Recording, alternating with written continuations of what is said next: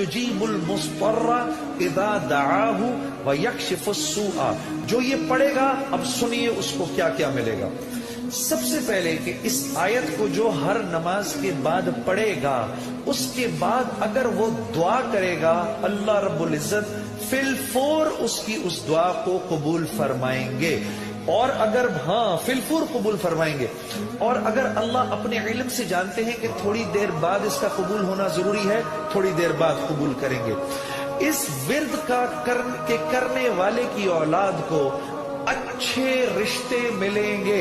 جو اس ورد کا اہتمام کرے گا ہر نماز کے بعد ایک دفعہ اس کو یا اس کی اولاد کو اللہ اچھے رشتے دے گا. اس ورد اس آیت کے پڑھنے والے کو جب یہ کسی مشکل میں پھنسے گا اور اگر اس کی زبان سے اس وقت نکلا اب میں جب آپ سے موبائل چھیننے آتا ہے نا کوئی اس وقت یہ دعا پڑھو اس کو نظر ہی نہیں آؤ گے.